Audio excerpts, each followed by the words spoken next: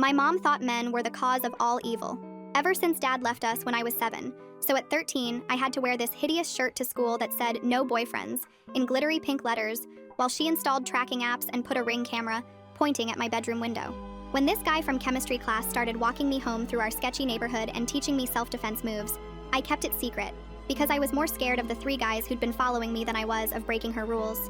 My mom thought men were the cause of all evil ever since Dad left us when I was 7, but that was years ago. Now at 13, I had to wear this hideous shirt to school that said "No boyfriends" in glittery pink letters. She installed tracking apps, called during every free period, and even put a Ring camera pointing at my bedroom window.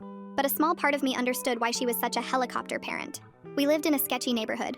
The first time I got catcalled was on my 8th birthday. I was wearing a tutu skirt, and with no man walking with us to protect us, we both got harassed by men all the time, so I could kinda see why she hated the male species so much. But here's the thing. All her rules didn't stop the harassment. They just made me an easier target. A girl walking alone, obviously without a boyfriend, practically wearing a sign that said "vulnerable." That's when I met him. This guy from my chemistry class who noticed me speed walking past the bad corner one day, keys between my fingers like Mom taught me. "Hey," he called out. "You okay?" I kept walking. Stranger danger and all that, but he persisted. I lived 2 blocks over. We could walk together. Mom's voice echoed in my head. That's how it starts. So I said no, practically ran away. But I noticed him after that. Always seemed to be around when I was walking home. This went on for weeks until the day everything changed. One day, 3 guys started following me. My heart hammered as I fumbled for my phone. Then chemistry boy appeared, just walked right up and put his arm around me. "Hey babe, sorry I'm late." The guys backed off immediately. After they left, he dropped his arm. "You good?" When I nodded, he said something that made my skin prickle. "I don't like you walking alone." Sweet or possessive? I couldn't tell. But either way, I was more scared of those 3 guys than him. So when he offered again, I finally said yes. Our walks became a secret thing. Chemistry boy knew my whole schedule. Always texted "home safe" if he couldn't walk with me. Started teaching me self-defense moves in the park. His hands adjusting my stance, showing me how to break a grip. "Every girl should know this stuff," he said. But Mom's words never left my mind. Predators like to establish control. He'd appear at weird times, just happened to be in the area. Sure. Once I joked about him following me and his face went serious. I noticed things. Like that car that's been parked outside your house. I could have run then. Instead, I kept meeting him. Mom almost caught us once. I was in the middle of showing him where I lived. Stupid, I know. When my mom's car turned the corner early, he practically dove behind a dumpster. My heart pounded as Mom pulled up. "Who were you talking to?" "Nobody, just on the phone." I thought I was being so clever, sneaking around her rules. Turns out someone else was sneaking around too.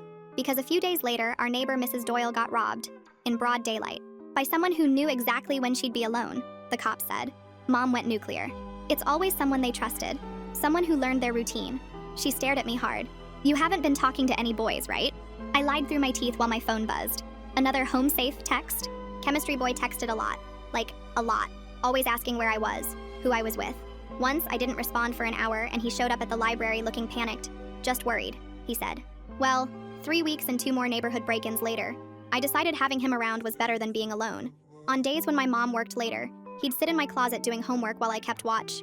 "This is insane," he'd whisper. Yeah, no kidding. Everything came crashing down on a Thursday. Mom came home early with a migraine. I barely got him in the closet before she walked in. "Just gonna lie down," she said, heading to her room. He was trapped. My phone lit up with his text. "Still in here. No sheet, Sherlock." That's when I heard it. Glass breaking downstairs. My whole body went ice cold. Mom appeared in my doorway, face white. "Did you hear that?" We froze as footsteps creaked on the stairs. Heavy. Deliberate. Mom's eyes went wide. She mouthed 911, but her phone was downstairs in her purse. Mine was dead. The footsteps got closer. My 4'11" mom pushed me behind her, grabbing my field hockey stick. The door swung open.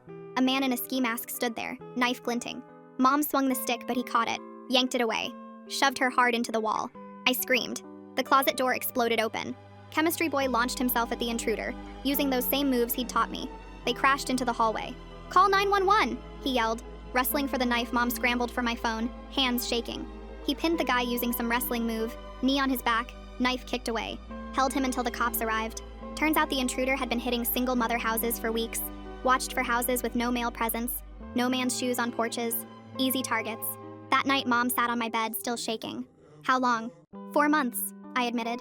She looked at him, really looked, then said quietly, "My rule made us a target, didn't it?" She didn't say anything else, just squeezed my hand. I really thought she had come around. But the next morning, Chemistry boy wasn't at our usual meeting spot, or at school. Soon, he went from having perfect attendance to missing a week straight of school. An awful gut feeling washed over me. I knew that my mom was behind it. That whole weekend, I couldn't stop thinking about it. Chemistry boy's empty desk at school haunted me. His perfect attendance record, broken. And mom acting weird every time I brought up his name. By Monday morning at 7:15, I couldn't take it anymore. I found her in the kitchen, stirring her coffee like it held all the answers in the world. She wouldn't look at me. "What did you do to him?" The words came out harder than I meant them to. She kept stirring.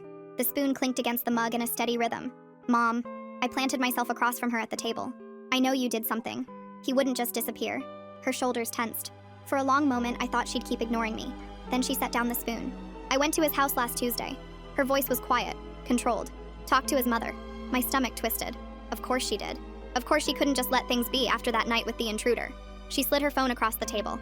"Look what I found on his social media before he blocked everyone." I didn't want to look, but I had to. My fingers trembled as I picked up the phone. The photos made everything inside me go cold. 3 girls, all around my age, maybe younger. Each one alone with him in different places. A park, someone's basement, the back of a car. The girls' faces.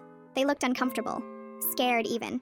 One girl had her arms crossed tight over her chest while he had his arm around her shoulders. The dates on the photos spread across months. Different seasons, different girls. My hands shook so bad I almost dropped the phone. "He's 18, Maya." Mom's voice cut through the ringing in my ears. Been held back twice. 18. Not 15 like he told me. 18. She pulled up something else on her phone. Official-looking documents. His real school records. His mother gave them to me when I showed her what I'd found. She didn't even know he was seeing you. I thought about all those texts. How he called me special. How he said he wanted to protect me. That I was different from other girls. The words that made me feel seen when Mom's rules made me feel trapped. Mom showed me screenshots from his phone.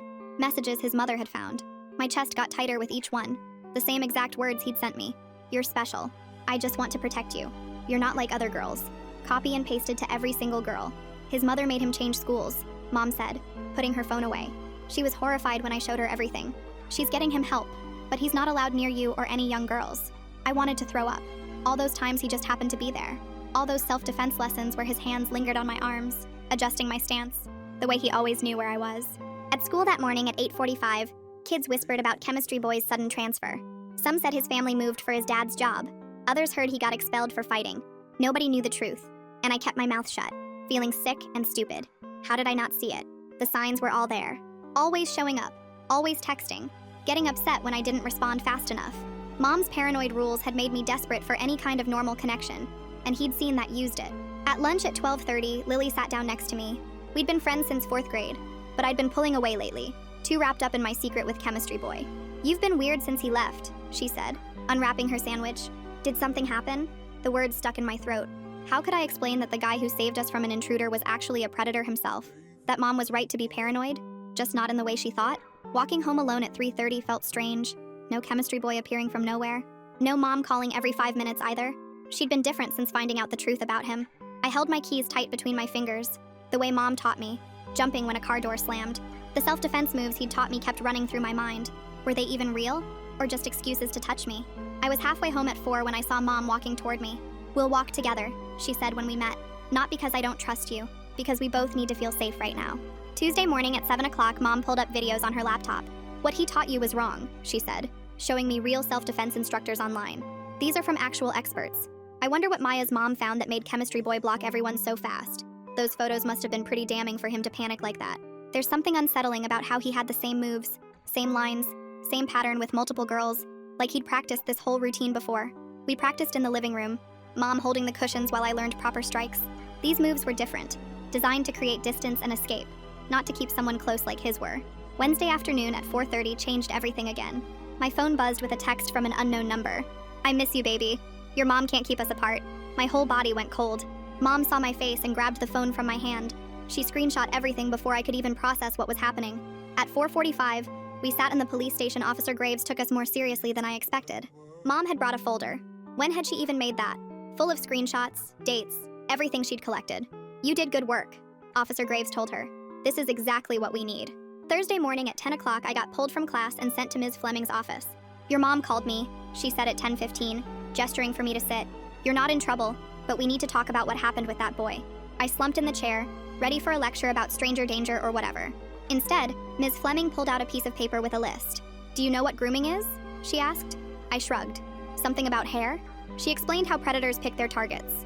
They look for vulnerable kids, ones with strict parents, few friends, low confidence. They offer what's missing: understanding, protection, friendship. They give gifts, keep secrets, slowly push boundaries. Every single thing on her list, Chemistry Boy had done. At 10:30, she continued. He picked you specifically. The shirt your mom made you wear, the obvious lack of boyfriend, the walking alone. He saw a girl who needed a friend and used that. So I'm stupid, I muttered. You're not stupid. You're 13. He's 18 and has done this before.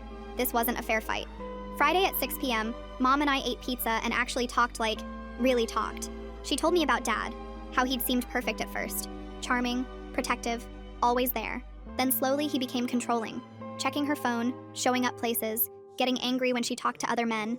I was so scared you'd end up like me, she said, picking at her crust. Saturday at 2 p.m., we signed up for a real self-defense class together. The teacher was a woman who made me feel strong, not scared. Mom actually smiled watching me practice the moves. Monday morning at 8 brought another shock. A new unknown number, this time with a photo attached. Me, walking into school that morning, taken from across the street. Mom called Officer Graves while I tried to breathe normally. My hands wouldn't stop shaking. By 8:30, police cars sat outside school. The principal announced new safety measures over the intercom. Extra security, teachers monitoring the sidewalks, a buddy system for walking to and from school. Everyone knew something had happened, even if they didn't know what. The whispers followed me through the halls. Tuesday at 12 p.m., I finally told Lily everything at lunch. The whole story spilled out. His real age, the other girls in the photos, the text that wouldn't stop. My cousin went through this, she said when I finished. The guy seemed perfect at first, too. Wednesday at 11 a.m., Ms. Fleming started a lunch group about healthy relationships. 4 other girls showed up. We didn't share names, but we all understood each other. At 11:30, one girl described her boyfriend. Older, protective, tells her she's special. My stomach dropped. It sounded exactly like Chemistry Boy's pattern. At 11:45, after group, the girl approached me. It's him, isn't it? The same guy? She showed me their texts word for word what he sent me. At 12 p.m., we went to Ms. Fleming together. She called Officer Graves immediately. This changes things, she said. Multiple victims makes a stronger case. Thursday at 9 a.m., 2 more girls came forward after Ms. Fleming carefully spread the word. We all met with the police separately to give statements. Friday at 3 p.m., the detective told us Chemistry Boy has done this in other schools. There's a pattern going back 3 years. Mom held my hand as we processed this Saturday at 10 a.m. Mom and I attended a support group. Other moms shared their guilt about being too strict or not strict enough. Other girls shared feeling stupid for trusting. Monday at 7 a.m., news broke that Chemistry Boy was arrested over the weekend. Some kids at school called us liars. Others quietly thanked us for speaking up. At 12 p.m., boys made gross jokes about the situation. Lily told them off while I sat frozen. Fighting physically is one thing, but fighting words is harder. Tuesday at 2 p.m., the principal held an assembly about consent and grooming. Most kids didn't pay attention, but some did. A few girls approached me after with their own stories. Friday at 4 p.m., the prosecutor called. They're pressing charges, multiple counts.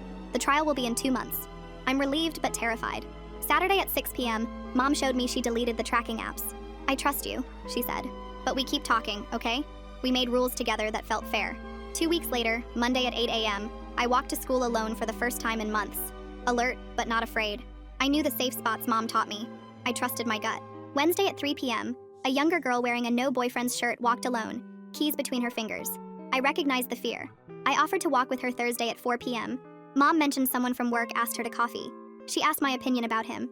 We talked about red flags to watch for. She took my concerns seriously. Friday at 5 p.m., the trial date got closer. The prosecutor prepared us, warning it would be hard. Mom took time off work to be there with me.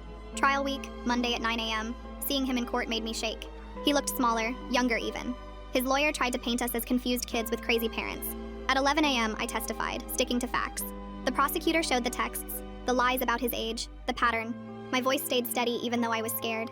Tuesday at 10 a.m., the other girls testified. We're all scared but stronger together. The evidence piled up. Screenshots, witness statements, his history. Wednesday at 2 p.m., the jury found him guilty on multiple counts. He got real jail time plus has to register as an offender. Mom cried with relief. Thursday at 7 p.m. at home, we ordered Chinese food. Life felt weirdly normal.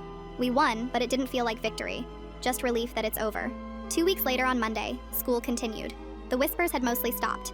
I walked to school sometimes alone, sometimes with Mom, finding our balance. Wednesday at 12 p.m., more girls joined Ms. Fleming's lunch group. We talked about healthy relationships, warning signs, trusting ourselves. I helped the new girls. Friday at 4 p.m., Mom and I graduated from our self-defense class. The teacher said we're her best mother-daughter team. We wore that pride together. 1 month later on Monday, I realized I hadn't checked the window locks in weeks. The fear was fading. Mom noticed too, smiled when I left without checking in 3 times. Wednesday at 3 p.m., a girl approached me after school. Her older boyfriend was making her uncomfortable. I gave her Ms. Fleming's number and my phone number. Saturday at 10 a.m., Mom and I volunteered at the support group now. We told our story to new families. Some moms cried seeing their own mistakes. Some girls cried seeing the truth. Monday at 8 a.m., the neighborhood was still dangerous. Men still yelled things sometimes. But Mom and I faced it together now. Not controlling, not careless, just careful. Wednesday at 3:30 p.m., walking home, I saw another girl alone, scared, keys out. I offered to walk with her. This time I knew how to really help. We walked together, and I taught her what I've learned about real safety. Time for me to sign off, folks. Appreciate you letting me sprinkle a little wit on your day. Catch you on the flip side. If you made it to the end, drop a comment. I love reading all your comments.